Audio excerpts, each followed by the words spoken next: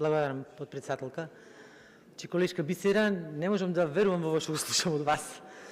Пазете, ова е состав на Националниот совет во високото образование кој што е избран во времето на СДСМ. И сега ние даваме предлог, промена на член 42, да членовите во тој Национален совет за високо образование имат можност за повторен реизбор.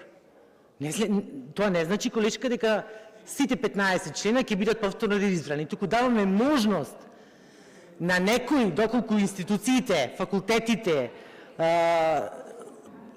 мислат дека треба да се продолжи мандатот, да се продолжи.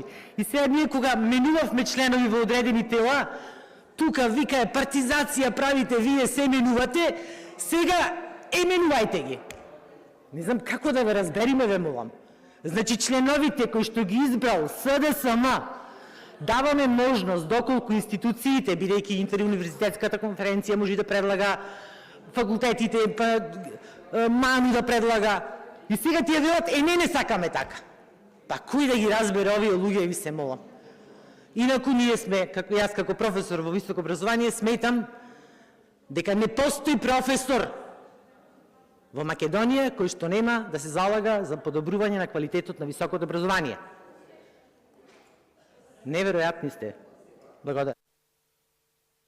Контрареплика, пратеничката Бисера Костадиновска-Стојчевска. Повелете.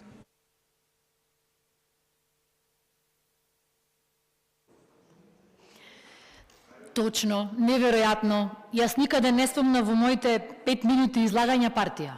Јас споменав само дали има потреба од продолжување на мандат, дали има потреба од давање можност уште еднаш, наместо да се почне навреме постапката со интеруниверзитетска, со Стопанска комора, со сите оние кои учествуваат.